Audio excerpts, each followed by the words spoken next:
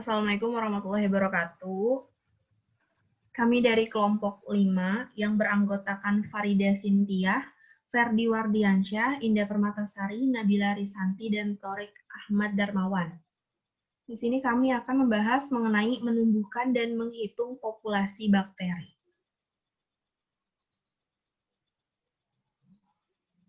Yang pertama mengenai perhitungan total bakteri standar plate count. Perhitungan total bakteri ini mengerjakan 3 produk susu yang berbeda, yaitu susu pasteurisasi, susu mentah, dan susu fermentasi. Di sini akan menghitung jumlah bakteri hidup yang ada dalam sampel susu 1 ml. Dan menghitung bakteri secara langsung akan terlalu merepotkan sehingga teknik perkiraan yang lebih mudah yang disebut jumlah plat standar atau layak digunakan.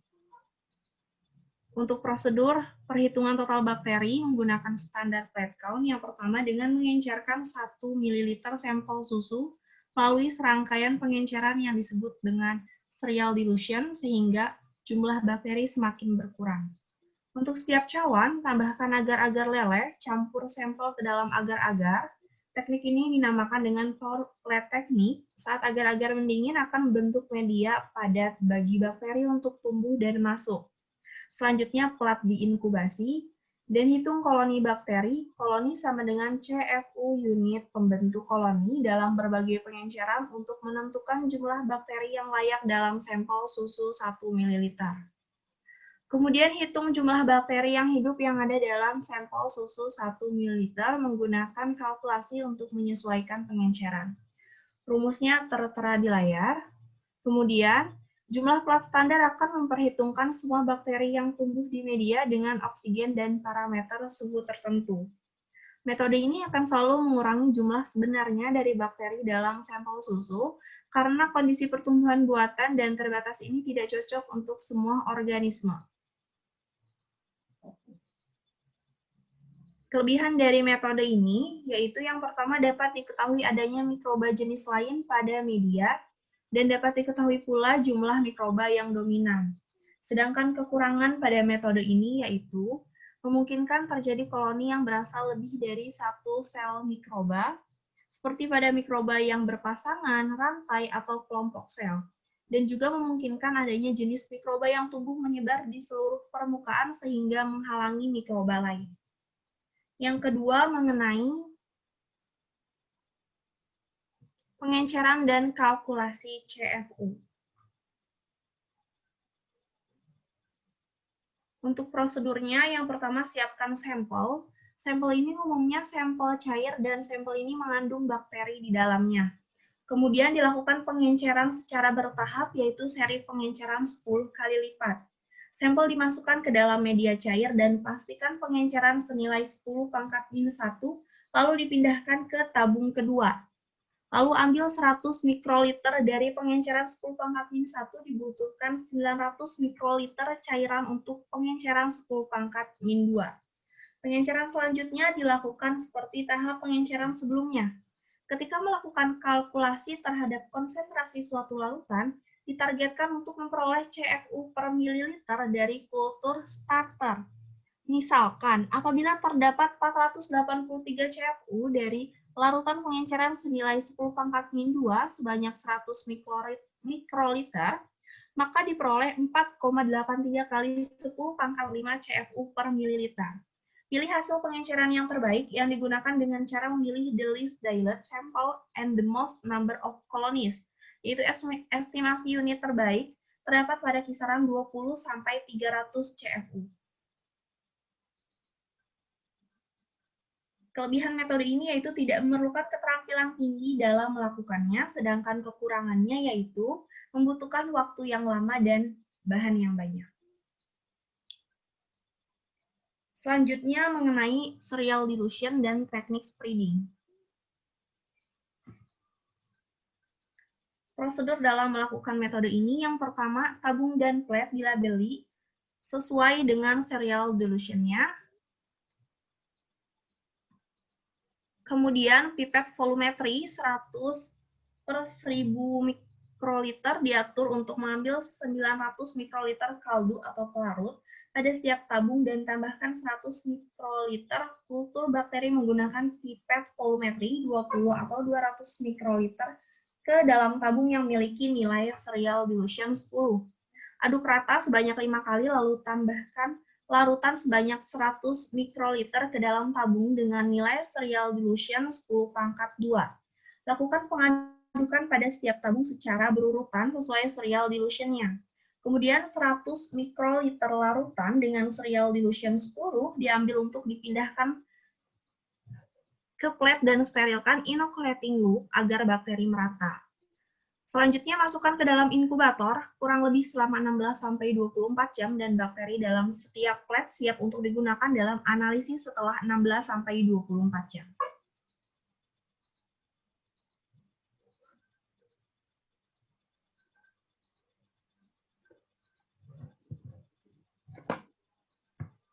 Baik, yang keempat mengenai menumbuhkan salmonella di McCankey agar.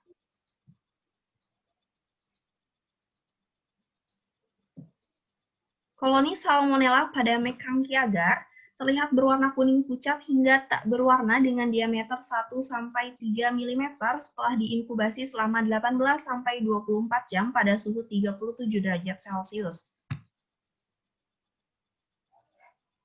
Kelebihan metode ini yang pertama dapat memilah bakteri enteric gram negatif yang memfermentasi laktosa karena mengandung laktosa, kristal violet, dan netral red bile salt. Selanjutnya memiliki kandungan zat penyusun dan takaran yang diketahui secara jelas dan pasti, dan media ini dapat membedakan bakteri yang memfermentasi laktosa dan yang tidak dapat memfermentasi laktosa.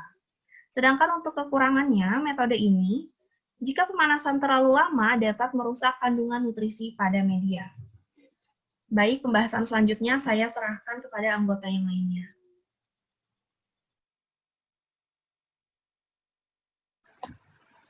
Baik, selanjutnya pada salmonella di XLD agar.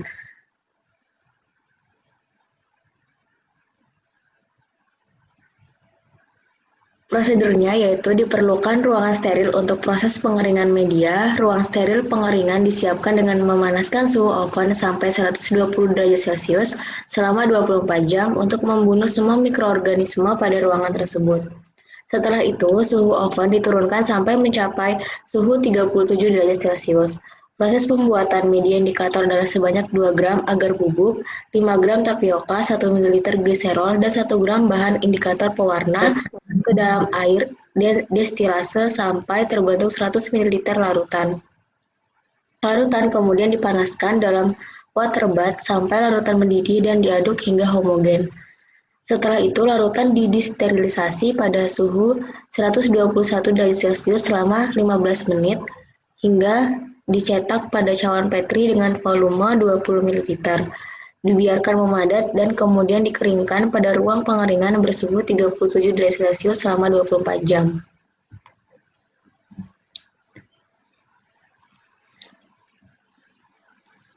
Kelebihannya yaitu medium XLD memiliki kemampuan dalam menghambat pertumbuhan bakteri gram positif karena memiliki kandungan sodium deoksilat mengandung tiosulfat sebagai indikator H2S yang terlihat pada koloni yang tumbuh dalam media XLD. Dan kekurangannya itu pada uji sensitivitas dengan E. coli, media indikator tidak menunjukkan adanya perubahan warna.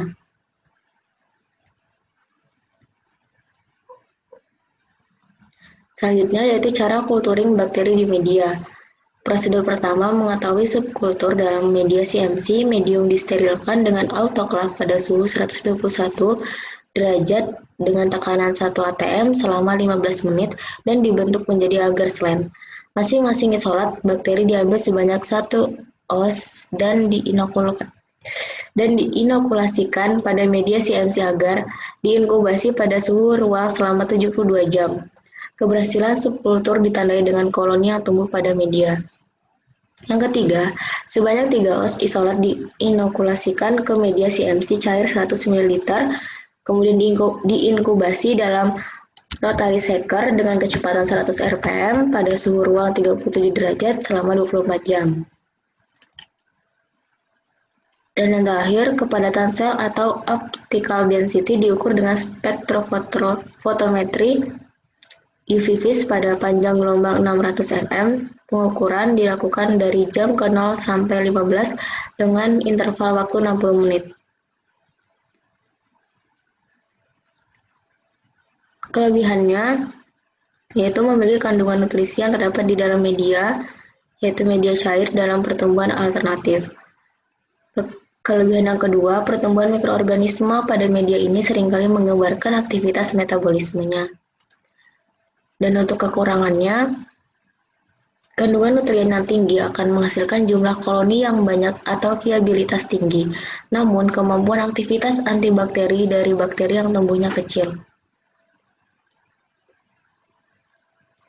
Selanjutnya, E. coli di McConkey, blood agar, dan nutrien agar.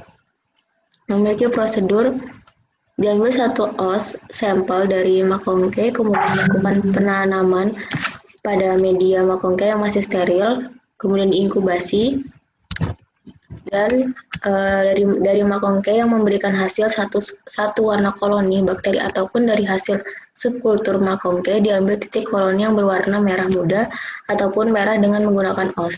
Lalu ditanam pada media lempel selektif eosin metilen blue agar.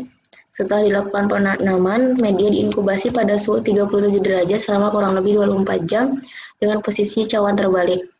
Diamati koloni spesifik yang tumbuh, yaitu berupa koloni hijau, kilap logam dengan bintik biru kehijauan di tengahnya. Kemudian E. coli broth, hasil positif ditandai dengan terbentuk gas dan kekeruhan pada media. Hasil positif pada media ACB dilanjutkan uji penegasan menggunakan media eosin metilen blue agar. Hasil positifnya ditandai dengan tumbuhnya koloni berwarna hijau metalik. Hasil uji dilakukan pendugaan jumlah bakteri menggunakan MPN.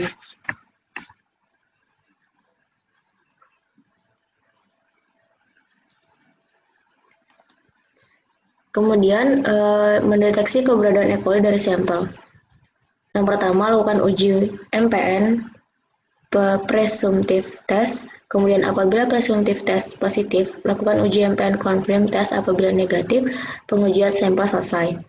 Bila confirm test positif, lanjutkan pada uji MPN complete test. Apabila menunjukkan hasil yang positif, dilakukan uji biokimia atau uji gula-gula. Dan yang terakhir dilanjutkan dengan McConkey agar. Selanjutnya akan dibahas oleh rekan saya.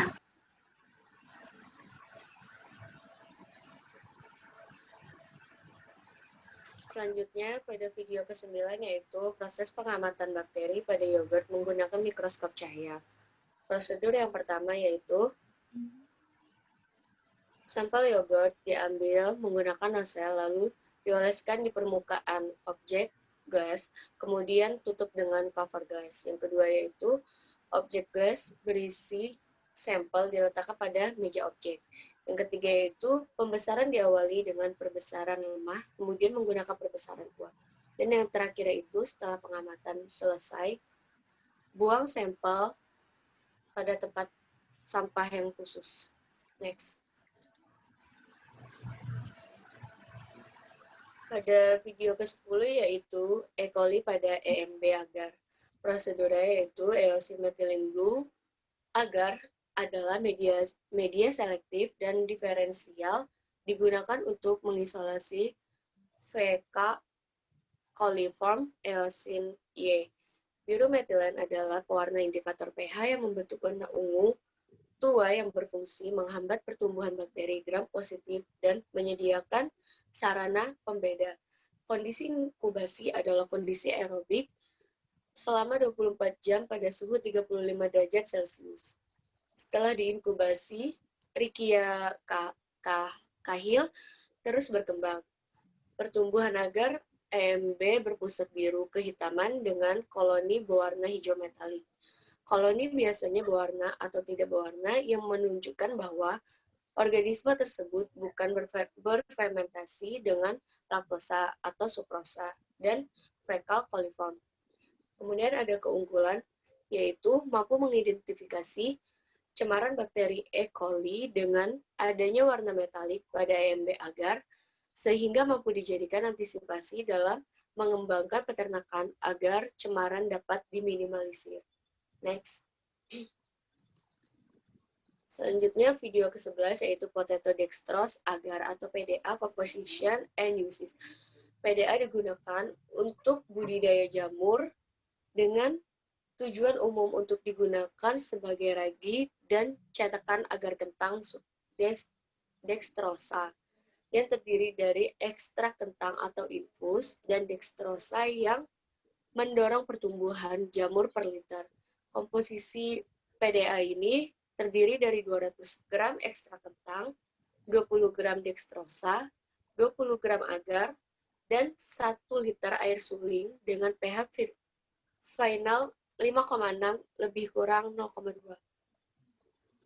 Pada karakteristik PDA, yang pertama yaitu ekstrak kentang, kaya akan karbohidrat, potasium, magnesium, vitamin C, dan vitamin B6 yang membantu pertumbuhan jamur yang kaya. Sedangkan dextrosa kaya akan glukosa. Glukosa merupakan sumber karbon. Selanjutnya yaitu aplikasi pada PDA ini digunakan untuk mendeteksi ragi dan jamur dalam produk susu dan disiapkan untuk berbagai makanan lain juga untuk budidaya ragi dan jamur untuk spesimen klinis. Kemudian ada PDA dengan chloramphenicol 25 mg per liter direkomendasikan untuk budidaya jamur selektif dari sampel campuran. Selanjutnya ada PDA dengan kandungan asam tartarat 1,4 gram per liter direkomendasikan untuk menyeleksi mikroba dalam makanan dan produk susu. Dan yang terakhir yaitu ada PDA dengan chlortetrasilin 40 mg per liter direkomendasikan untuk pencacahan mikroba pada ragi dan jamur dari produk kosmetik. Video selanjutnya akan dijelaskan oleh rekan saya.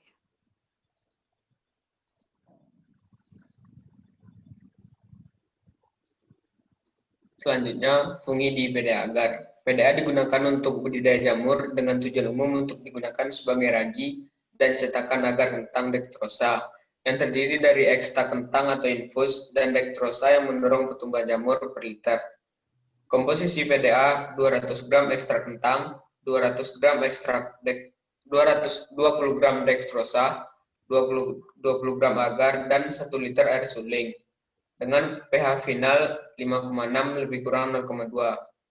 Karakteristik PDA, ekstrak kentang kaya akan karbohidrat, potasium, magnesium, vitamin C, dan vitamin B6 yang membantu pertumbuhan jamur yang kaya. Kemudian aplikasi dari PDA digunakan untuk mendeteksi ragi dan jamur dalam produk susu dan disiapkan untuk berbagai makanan lain, juga untuk budidaya ragi dan jamur untuk spesimen klinis. Untuk proses pembuatan yaitu dilarutkan PDA bubuk sebanyak 39 gram dengan Aquades 1000 ml dan SDA bubuk sebanyak 65 gram dengan Aquades 1000 ml menggunakan hot plate. Selanjutnya diukur pH 5,6 lebih kurang 2. Media PDA disterilkan menggunakan autoclave selama 15 menit pada suhu 121 derajat Celcius. Setelah proses sterilisasi selesai, PDA dibiarkan sampai suhu 45-50 derajat Celcius. Kemudian ditambahkan chloramphenicol 0,05 gram per liter dan dituang ke dalam cawan Petri.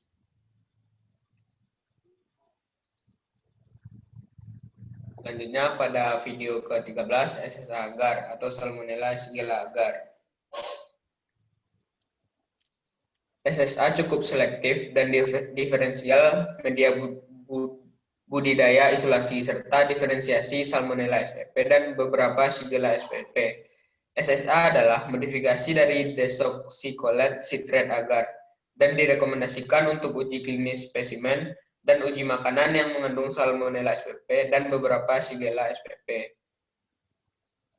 Kemudian untuk komposisi dari SSA terdiri dari ekstrak daging sapi, enzim pencernaan kasein, enzim pencernaan dari sel hewan, laktosa, garam empedu, sodium sitrat, sodium tiosulfat, ferik sitrat, agar hijau berlian, dan agar merah netral. Selanjutnya prinsip SSA. Yang pertama, prinsip SSA. Jika dimasukkan dalam garam empedu, sodium sitrat dan hijau berlian akan berfungsi untuk menghambat organisme coliform gram positif. Yang kedua, prinsip SSA jika dimasukkan ke dalam sodium tiosulfat dan ferik sitrat akan mendeteksi hidrogen sulfida dengan produksi koloni hitam pada pusat. Kemudian yang ketiga, prinsip SSA jika dimasukkan dalam ekstrak daging sapi, enzim pencernaan kasein, enzim pencernaan dari sel hewan akan menyediakan sumber karbon, nitrogen, dan vitamin yang dibutuhkan organisme untuk berkembang. Selanjutnya yang keempat, prinsip SSA jika dimasukkan netral merah akan menjadi merah dengan adanya pH asam, sehingga menunjukkan fermentasi telah terjadi.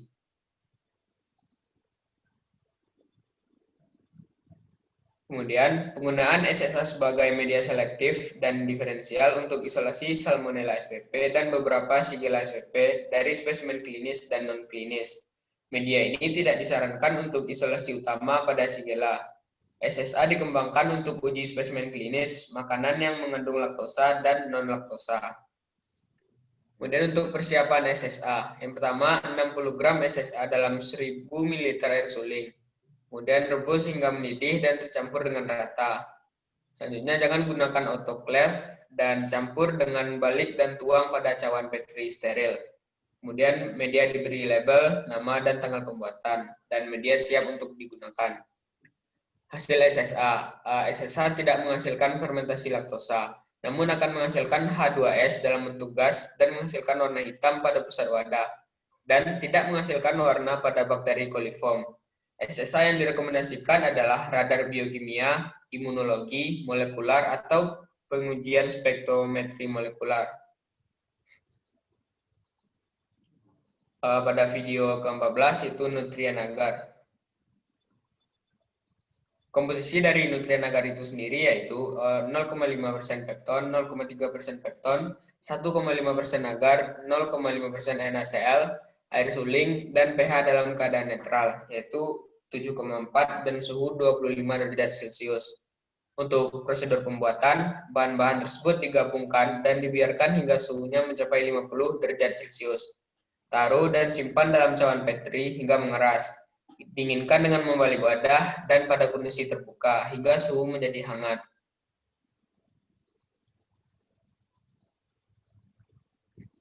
Untuk video 15, menumbuhkan bakteri dengan nutrien agar. 4 tipe nutrien agar yaitu nutrien agar slen, nutrien agar plat, nutrien broth, dan nutrien gelatin. Untuk karakteristik kultur, yang pertama itu ada bentuk, konsistensi, kelimpahan, absorbansi, aroma, dan pigmentasi. Yang pertama, nutrien agar slen. Tipe bentuk dari suatu coretan, ada yang berbentuk filiform atau thread-like, echinulate atau with spines, bead, effus, arborescent atau tree-like, rhizoid atau filamentous. Kemudian kelimpahan pertumbuhan dari suatu coretan. Yang pertama tidak tumbuh, kemudian yang kedua sedikit, yang ketiga sedang, dan yang keempat besar. Selanjutnya untuk konsistensi pertumbuhan dari suatu coretan. Ada yang kering, kemudian atau bateri, dan ada juga yang berlendir. Selanjutnya untuk pigmentasi. Pigmentasi ada yang pigmentasi medium hijau, medium merah, dan juga medium kuning. Dan untuk karakteristik optik terdiri dari 3. Yang pertama itu tembus cahaya, pelat cahaya, dan opek atau tidak tembus cahaya. Dan kemudian karakteristik koloni transmisi cahaya penuh dalam bentuk pelat. Untuk bentuk, ada yang berbentuk lingkaran dan ada yang berbentuk tidak beraturan. Kemudian ada juga yang berbentuk filamentos dan ada juga yang berbentuk rhizoid. Untuk elevation, ada yang cembung, datar, celah cembung, dan bentuk kawah. Selanjutnya untuk margin, seluruh lekukan bergelombang, kemudian juga ada yang bergelombang, filamen, serat, dan lobate. Dan yang keempat adalah ukuran, ada yang berbentuk titik, kecil, sedang, dan besar. Selanjutnya untuk pigmentasi, ada pigmentasi merah, hijau, kuning, dan juga ada abu muda. Lanjut kepada nutrien broth, penampilan kaldu nutrisi abu-abu dari sedimen sukulen yang tumbuh seragam. Untuk prosedur yaitu siapkan kultur kaldu Pseudomonas aeruginosa selama 24 jam, Bacillus cereus selama 24 jam, Staphylococcus aureus selama 24 jam, dan Mycobacterium smegmatis selama 72-96 jam. Kemudian pada setiap kultur dibagi dan digunakan untuk 3 jenis nutrien, untuk broth, pelet, dan slen. Setelah itu, inokulasi pelat dan tabung dengan singkat. Buat satu goresan pada tabung mulai dari bawah dan menariknya ke tengah dengan jarum. Kemudian pada pelat, gunakan loop steril untuk menghasilkan isolasi koloni dan sterilkan loop untuk setiap mikroorganisme. Setelah itu, inkubasi semua kultur dengan suhu 37 derajat Celcius selama 24-48 jam. Mungkin sekian presentasi dari kelompok kami. Saya kembalikan kepada moderator.